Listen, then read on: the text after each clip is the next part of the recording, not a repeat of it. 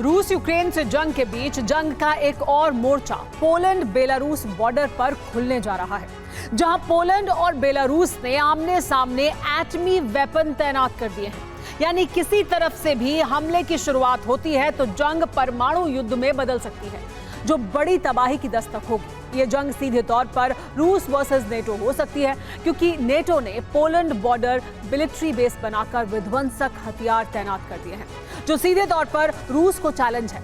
अगर पोलैंड पर हमला हुआ तो नेटो जंग में कूद पड़ेगा।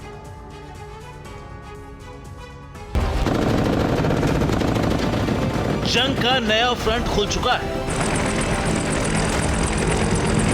दोनों तरफ विध्वंसक हथियारों की तैनाती हो चुकी है। फाइटर जेट दहाड़ने को तैयार है। मिसाइल अटैक करने के लिए अलर्ट मोड पर है। और जिस जगह ये तैयारी हो रही है वो पोलैंड रूस बॉर्डर है। बॉर्डर के एक तरफ पोलैंड की सीमा में नाटो की फोर्स तैनात है। बॉर्डर के दूसरी तरफ बेलारूस में वैगनर लड़ाके और रूसी सैनिक तैनात हैं।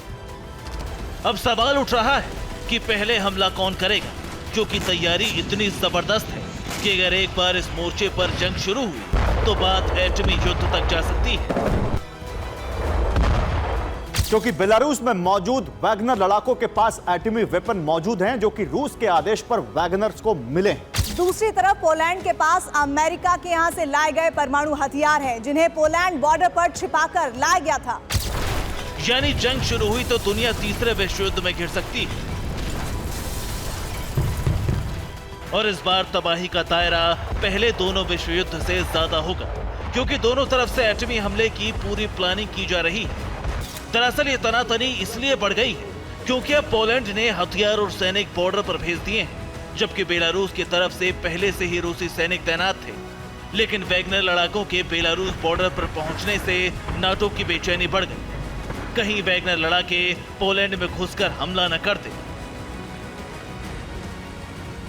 यही वजह है कि नाटो ने पोलैंड बॉर्डर को मिलिट्री बेस में बदल दिया, जिसमें 10,000 सैनिकों को तैनात कर दिया गया है। साउथ कोरिया से मिले K2 टैंक भेज दिए गए हैं। इसके अलावा K9 होवित्जर भी तैनात कर दी गई है।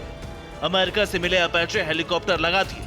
अमेरिका से मिले एब्राम्स टैंक लगाए गए हैं। इसके अलावा हाइमर्स और एंटी टैंक मिसाइल जेवलिन भी बॉर्डर पर भेजी जा चुकी है, जबकि हवाई हमले के लिए FA-50 एयरक्राफ्ट और जल्द ही F-35 फाइटर जेट की तैनाती भी की जाएगी। इतना ही नहीं, अमेरिका कॉम्बैट हेलीकॉप्टर अपाचे भी भेज रहा है।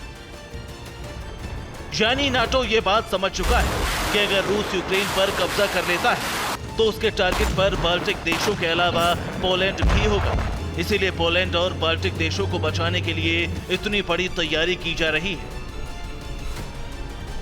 पोलैंड और बाल्टिक देश नाटो के सदस्य हैं। ऐसे में नाटो सीधे तौर पर रूस और बेलारूस से लड़ सकता है, क्योंकि इन देशों पर हमला नाटो पर हमला माना जाएगा। दूसरी तरफ रूस ने वैगनर लड़ाकों के साथ एटमी वेपन भेजकर अपने इरादे जाहिर कर दिए हैं कि वो किसी भी सूरत में पीछे नहीं हटने वाला।